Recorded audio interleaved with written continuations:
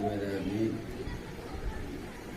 یہ امت جو تمہیں اجر رسالت دینا چاہتی ہے، دولت کے عوض میں، دولت کی شکل میں، تو کل کہہ دیجیے نہیں چاہیے اجر رسالت سوائے اس کے کہ میرے قربا سے محبت کرو۔ مطالبہ محبت اہل بیت ہے۔ یہاں پر میں یہ جملہ کہنا چاہتا ہوں، بلکہ یہ شعر کہنا چاہتا ہوں کہ نہ سمجھو کہ اپنے لیے مانگتے ہو، نہ سمجھو کہ اپنے لیے مانگتے ہیں، تمہیں سے تمہارے لیے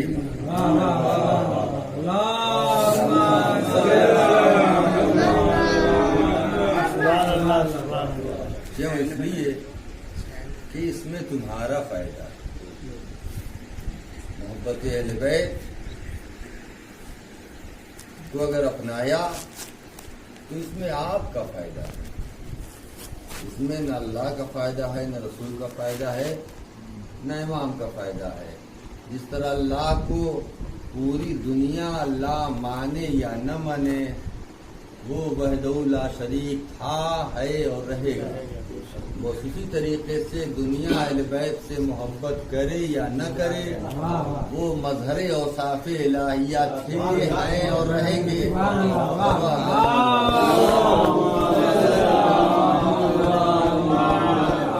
یہ بھی ظاہر ہے، حقیقت ہے کہ جس کی جس سے نبھ جائے، محبت میں کوئی زور نہیں ہوتا، جس سے جس کی نبھ جائے، جس سے جس کی بن جائے، ہے یا نہیں؟ وہ ایک طرف اہل بیت اطہار ہیں، دوسری طرف بنو امیہ ہے۔ ایک طرف اہل بیت اطہار اور دوسری طرف بنو امیہ۔ اب آپ کو طے کرنا ہے کہ کس سے محبت کریں۔ اب جس سے جس کا خیال ملے، جس سے جس کا مزاج ملے، جس سے جس کا امتزاج ملے، جس سے جس کی فکر ملے، ہے یا جس کی جس سے عادت ملے، جس سے جس کا حسب ملے، جس سے جس کا نسب ملے، صلوات محمد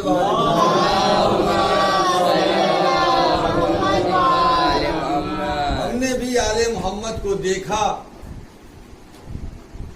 ان کی اطاعت دیکھی، ان کی سخاوت دیکھی، ان کی قناعت دیکھی، ان کا جمال دیکھا، ان کا کردار دیکھا، ان کا خیال دیکھا، ان کا مزاج دیکھا، ان کی فکر دیکھی، ان کا طور دیکھا، ان کا طریقہ دیکھا، ان سے متاثر ہوئے اور ان کے قریب ہو گئے۔ جیسے جیسے قربت بڑھتی گئی، معرفت بڑھتی گئی، اور جیسے جیسے معرفت بڑھتی گئی، محبت بڑھتی گئی۔ اب ایک وہ وقت آیا کہ حکومت ان کی دشمن ہو گئی۔ اب میرے ضمیر نے یہ گوارا نہ کیا کہ اپنے چاہنے والے کو ایسے وقت میں چھوڑ کر الگ ہو جائیں جس میں میرا ہی نقصان ہے نا، جس میں میرا ہی نقصان ہے۔ لہذا حکومت نے کہا کہ ان کی محبت میں تمہیں دار پہ چڑھایا جائے گا۔ میں نے کہا یہ میری منزل معراج ہے۔ حکومت نے کہا کہ ان کی محبت میں تمہیں ربضہ کی ریت پہ بھیجا جائے گا، وہاں دم توڑنا ہوگا۔ میں نے کہا کہ ان کی محبت میں ربضہ کی ریت بھی پھولوں کی سیج ہے۔ کیوں؟ اس لیے کہ یہ بات میری سمجھ میں آ گئی تھی کہ پوری دنیا مل جائے اور ان کا دامن ہاتھ میں نہ ہو تو یہ سودا مہنگا ہے، لیکن اگر پوری دنیا چھوٹ جائے اور ان کا دامن ہاتھوں میں آ جائے تو یہ سودا بوزری ہے، یہ سودا قمبری ہے، یہ سودا میسمی ہے۔ صلوات محمد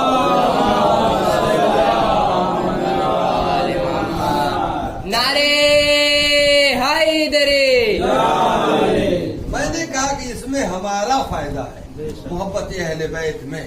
लिहाजा मैं अपने नौजवानों से दस्तबस्ता कहना चाहता हूँ कि सिर्फ ये अज़ादारी रिवायत समझ के न करें, बल्कि इससे हम दर्स हासिल करें। सबसे पहली बात ये कि अल्लाह ने हमें मोहलत दी कि इस साल भी अज़ादारी हम कर रहे हैं। मौत तो हयात का ठिकाना नहीं है, न जाने अगले साल जिंदा रहेंगे या नहीं रहेंगे। लिहाजा ये सोच कर कि मौका गनीमत है, मोहलत है, इससे हम दर्स हासिल करें, अमली तौर पे अहले बैत अतहार से मोहब्बत करें। हम जायजा लें कि आज कहीं एक वक्त की मैंने नमाज तो कज़ा नहीं की, क्यों? इसलिए कि होता ये है कि फलां साहब के अज़ा खाने की मजलिस छूट गई तो अफसोस होता है, लेकिन जोहर की नमाज छूट गई तो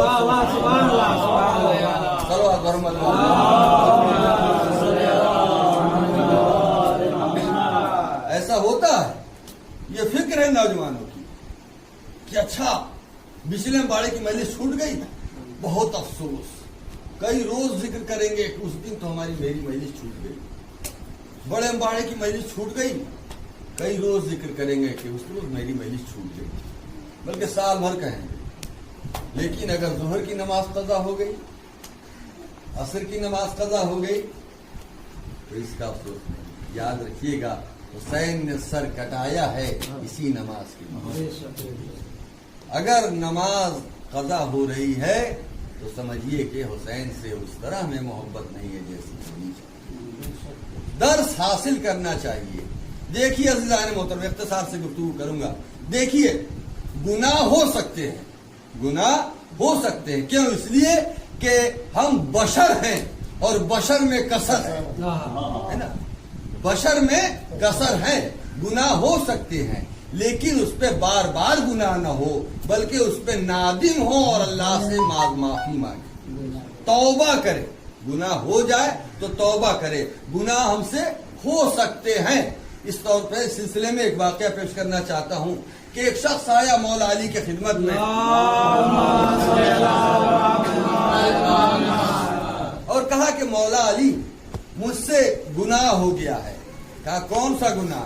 कहा कि चोरी का गुनाह, मुझसे चोरी का गुनाह हो गया है। कहा कि फिर क्या चाहता है? कहा कि मुझे गुनाहों से पाक कर दो। मौला ने शराइत बताए कि देखो इतने शराइत हैं, अगर उस पे आते हो तो तुम पे हद जारी किया जाएगा। उसने कहा मौला तमाम शराइत मुझ पे आते हैं, इसलिए मुझ पे हद जारी किया जाए। मौला ने कंबर से कहा तलवार लाओ और उससे उसकी उंगलियों को काटा। अब देखिए चाहने वाला है, उसने कटी हुई उंगलियों को लिया और लेकर कूफे के बाजार में गया, एक बुलंद मंजिल पे जाकर खड़ा हो गया और कहा कि या युहन्नास, मुझे गुनाहों से उसने पाक किया है जो मासूम है, मुझे गुनाहों से उसने पाक किया है जो वसीए रसूल है, मुझे गुनाहों से उसने पाक किया है जो तैयबो ताहिर है। यानी मौला अली का कसीदा पढ़ने लगा।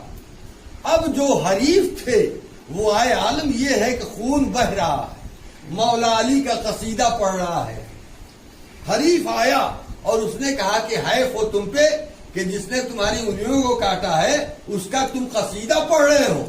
उसने कहा कि मैं सजा के लायक था, मेरी सजा हुई है, वो मदद के लायक है, उनकी मदद हो रही है।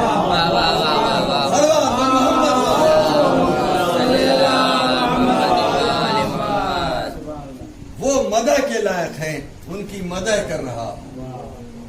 बेजाज मौला अली को ये मालूम हो गया कि जिसकी उंगली को कता किया है वो कूफे के बाजार के एक टीले पे जाकर मेरी मदोसना कर रहा है।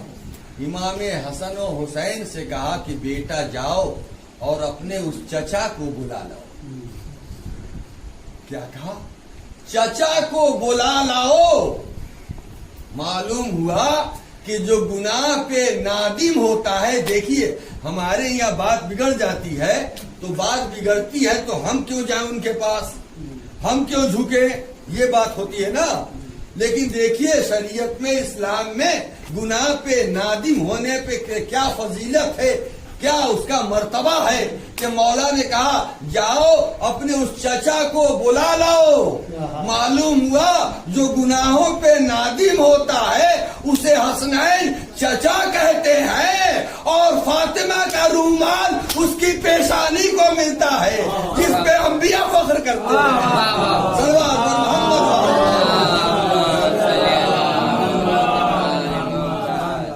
امام حسن حسین آئے اور آنے کے بعد کہا کہ چچا آپ کو والد نے بلایا ہے.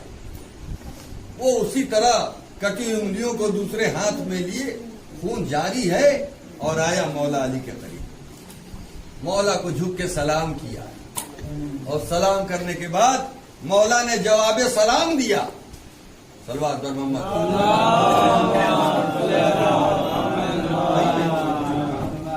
صلوات پر محمد. کربلائے مولا، آپ نے سنا ہے کہ اسی بستی کے شمشیر بھائی کے دادا پیدل گئے تھے کربلا. جتنی زحمت اٹھا کر جائیں گے، عبادت کریں گے، اتنا زیادہ ثواب ہوگا. اگرچہ گرمی ہے لیکن یہاں آ جائیں گے تو یہاں زیادہ ثواب ہوگا. صلوات پر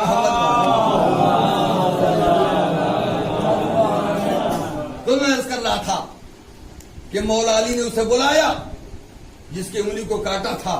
وہ مولا علی کی ثنا کر رہا تھا کہ مجھے گناہوں سے اس نے پاک کیا ہے جو صاحب تطہیر ہے. قصیدہ پڑھ رہا تھا. وہ آیا، مولا نے بلایا اسے، کٹی ہوئی انگلیوں کو دوسرے ہاتھ میں لیے، دائنے ہاتھ کی انگلیاں وہ خون جاری ہے.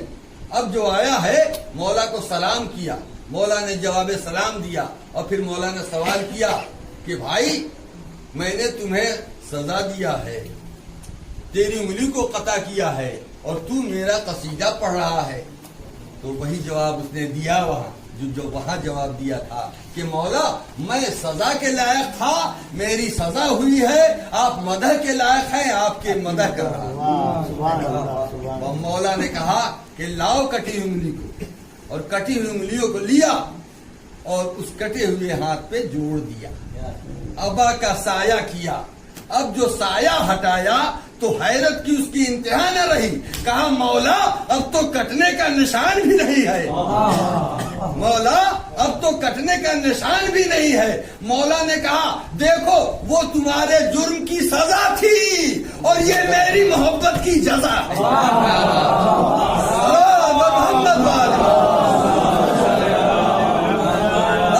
محمد پہ اسے بلند کرو.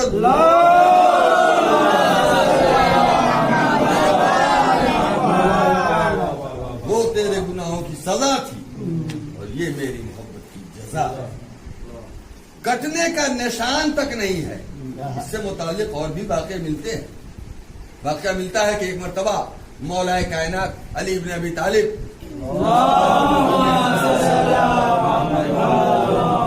گھر سے مسجد کی طرف چلے. مسجد میں آئے، کیا دیکھا کہ رسول اللہ بیٹھے ہوئے ہیں. رسول اللہ بیٹھے ہوئے ہیں اور ان کے قریب ایک جن بیٹھا ہوا. رسول اللہ نے کہا یا علی اسے پہچانتے ہو؟ کہا کہ یا رسول اللہ خوب پہچانتا ہوں. کہا کیسے بتاؤ، کیسے پہچانتے ہو، کیا پہچانتے ہو؟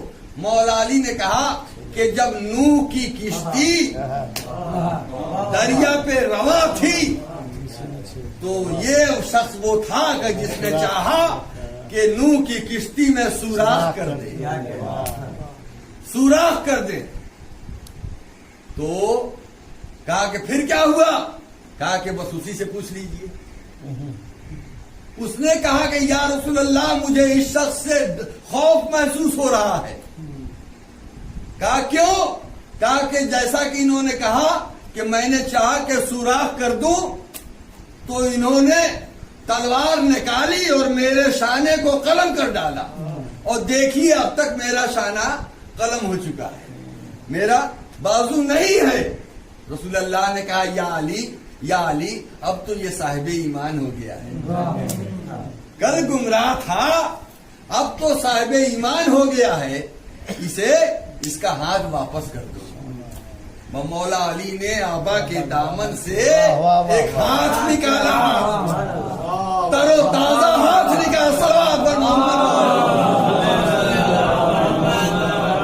تر و تازہ ہاتھ نکالا اور اس کے شانے سے جوڑا، آبا کا سایہ کیا، اب جو ہٹایا تو اس پر کٹنے کا نشان تک نہ تھا۔ صلوات پر محمد،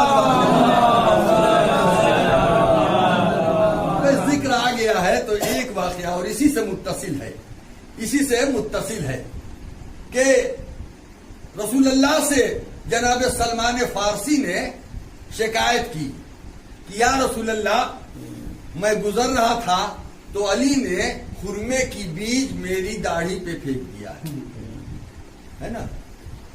وہ کہا مولا علی تب تک آ گئے تو کہا کہ یا علی سلمان کو شکایت ہے، کہا پھینک دیا۔ مولا علی نے کہا کہ یہ تو اتفاق تھا، لیکن یہ سلمان کیا کہا کہ ان کی عمر دیکھیے میری عمر دیکھیے، کیا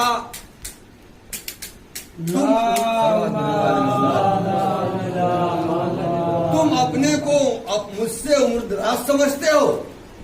سلمان فارسی نے کہا یا علی ظاہر تو ایسا ہی ہے۔ کہا کہ ذرا دشتے ازرنا والا واقعہ بھول گئے؟ کہا کہ اسے تو گزرے ہوئے 100 سال ہو گئے، 100 سال ہو گئے، یہ تو بہت پرانی بات ہے۔ کہا کہ بیان کرو۔ کہا کہ ایک مرتبہ میں جنگل میں آ گیا تھا اور ایک شیر نے مجھ پر حملہ کیا، میں نے چاہا کہ کوئی جان بچا لے، کوئی جان بچانے والا نہ تھا، میں وہیں پہ ایک تالاب میں کود گیا اور تالاب میں تھا، شیر چاروں طرف سے گھوم رہا تھا میری ہلاکت کے لیے۔ میں نے اسی وقت یہ اللہ سے یہ فریاد کیا ہے نا کہ کوئی ہوتا، صلوات محمد والے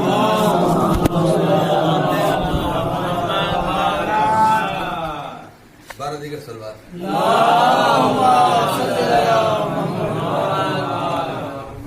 میں نے کہا کوئی ہوتا جو میری جان بچا لیتا، اس شیر سے میں ہلاک ہونے سے بچ جاتا۔ اسی اثنا میں میں نے دیکھا کہ ایک جوان آیا اور تلوار سے اس شیر کو 2 ٹکڑے کر دیا۔ کہا کہ پھر کیا ہوا؟ کہا کہ میں آیا اور اس جوان کا میں نے شکریہ ادا کیا۔ کہا کہ اتنے دن پہلے کی بات ہے؟ کہا کہ تقریباً 100 سال پہلے کی بات ہے۔ مولا علی کی عمر 17 سال کی ہے، سلمان فارسی کی عمر 120 سال ہے۔ کہا کہ کب کی بات ہے؟ 100 سال پہلے کی۔ کہا کہ پھر کیا ہوا؟ کہا کہ میں نے شکریہ ان کا ادا کیا۔ کہا کہ پھر کچھ کیا؟ کہا کہ ہاں، جنگل میں گھوم کر پھولوں کو اکٹھا کیا اور ایک گلدستہ بنایا اور انہیں توفتاً وہ گلدستہ دیا۔ مولا نے ابا کے دامن میں ہاتھ ڈالا، گلدستہ نکالا۔ اے سلمان، اگر یہ گلدستہ وہی ہے تو سمجھو وہ جوان میں علی۔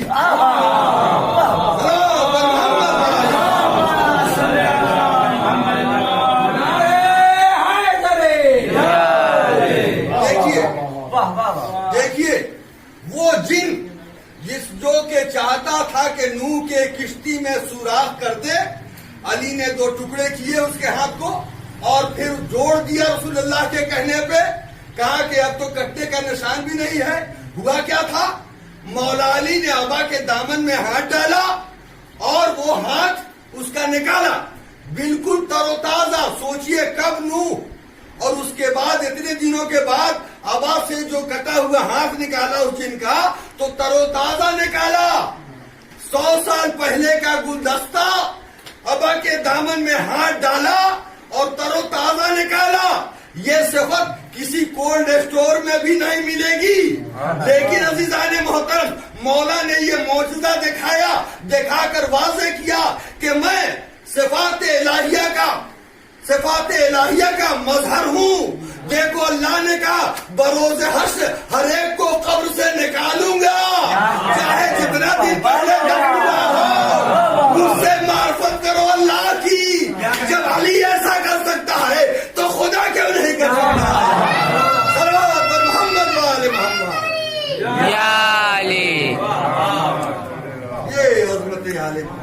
عظمت اہل بیت بلند ترین صلوات.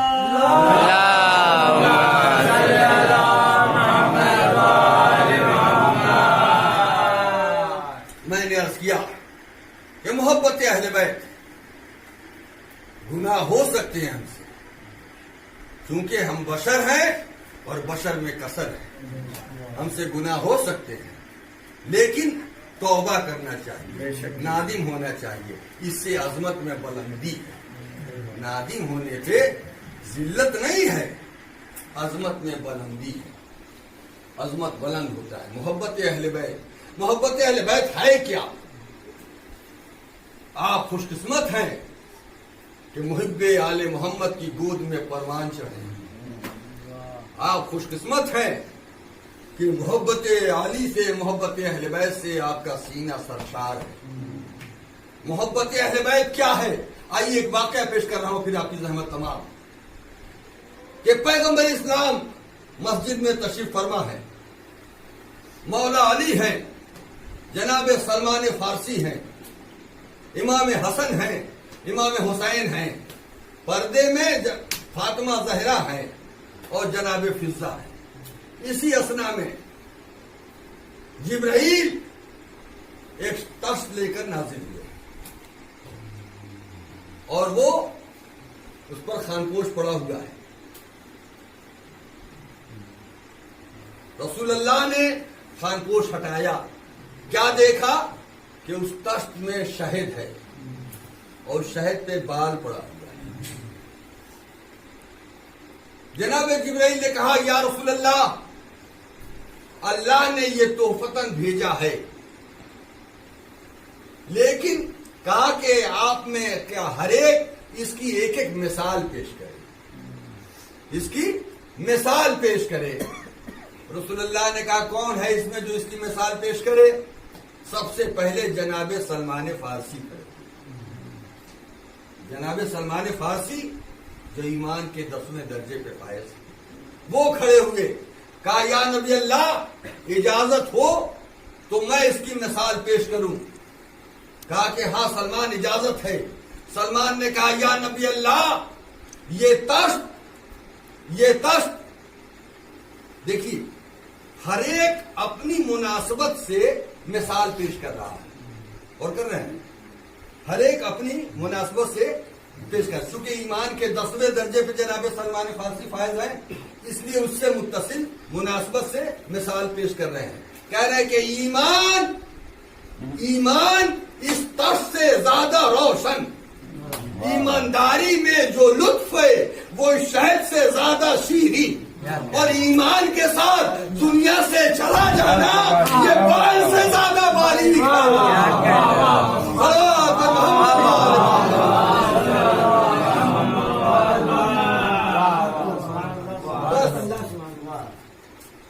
امام حسین کھڑے ہوئے،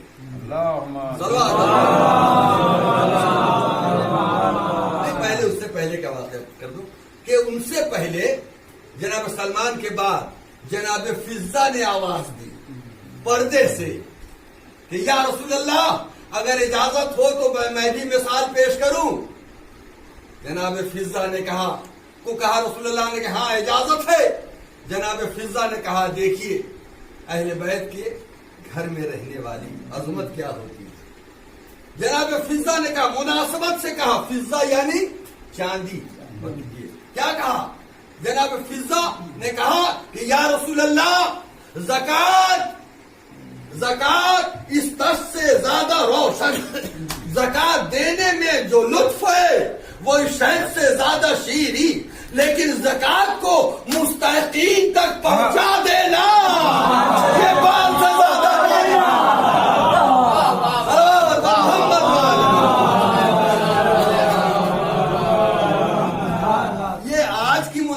انہوں نے کہا تھا. آج مستحقین تک پہنچتا نہیں ہے، لہذا کہا کہ زکات کو مستحقین تک پہنچا دینا. اس بات صلوات محمد. اس کے بعد امام حسین کھڑے، نانا جان اجازت ہو؟ کہا کہ ہاں اجازت ہے. کہا کہ نانا جان علم اس تش سے زیادہ روشن، اور علم کو حاصل کرنے میں جو لطف ہے وہ شہد سے زیادہ شیریں، لیکن علم کے ساتھ عاجزی پیدا کرنا یہ بات سے زیادہ صلوات پر محمد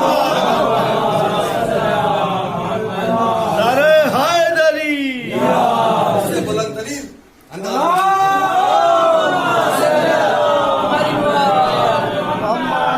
امام حسین نے جب پیش کیا رسول اللہ بہت شاد ہوئے، بہت بہتر بیٹا حسین۔ بھائی امام حسن کھڑے ہوئے، نانا جان مجھے بھی اجازت ہو کہ میں بھی مثال پیش کروں۔ کہاں بیٹا اجازت ہے۔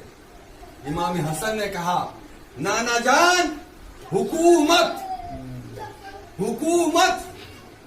اس تش سے زیادہ روشن، لیکن حکومت کرنے میں جو لطف ہے وہ شہد سے زیادہ شیریں، لیکن حکومت میں عدل قائم کرنا یہ بال سے زیادہ باریک ہے۔ صلوات محمد وآل محمد۔ حکومت اس تش سے زیادہ روشن، حکومت کرنے میں جو لطف ہے وہ شہد سے زیادہ شیریں، یہ پیش کیا جناب امام حسن نے۔ اب اس کے بعد سے آواز آئی پس پردہ بی بی زہرا نے،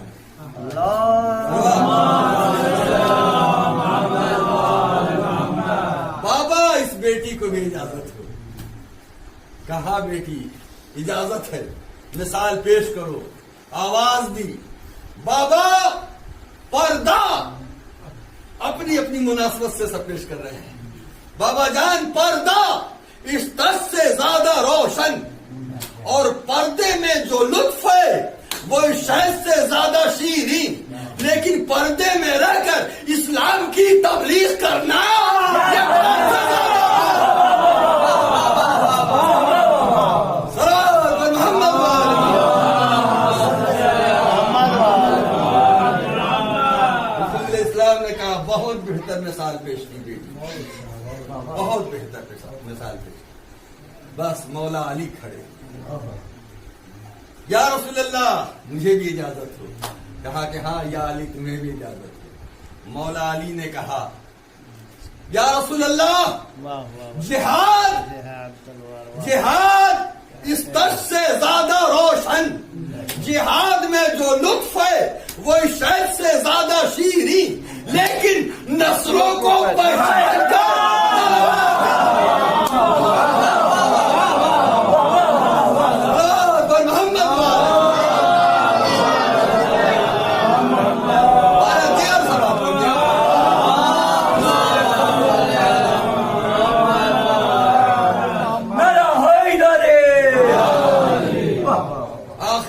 رسول اللہ نے کہا کہ میری بھی مثال سن لو۔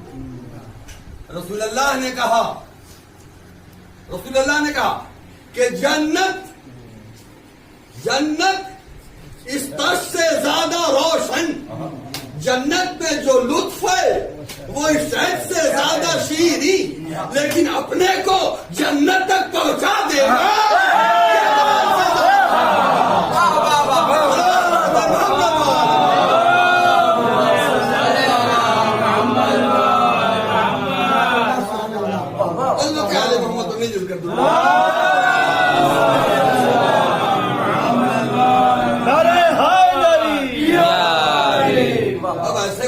اللہ کیوں خاموش رہے گا؟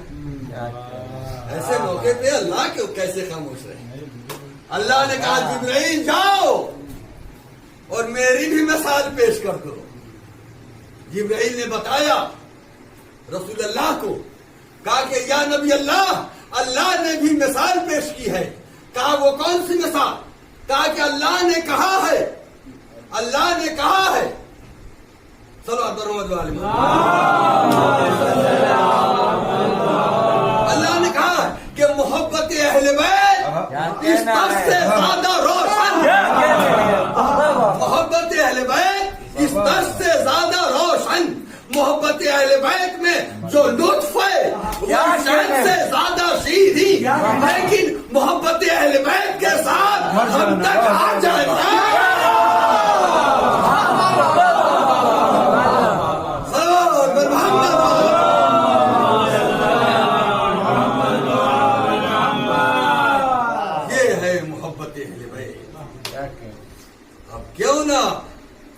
اب کیوں نہ چاہنے والے جب حسین کہیں کہ چلے جاؤ چراغ بجھا کر، تو کیوں نہ چاہنے والے اپنی گردن پہ تلوار رکھ لیں۔ مولا یہ نہ کہیے اپنی تلوار سے گلا کاٹ لیں گے، جانے کو نہیں کہیے۔ ہاں عزادارو، یہ محبت اہل بیت آج چھٹی محرم کو ادا خانے میں، ہر ادا خانے میں شہزادہ علی اکبر کا ذکر ہو رہا۔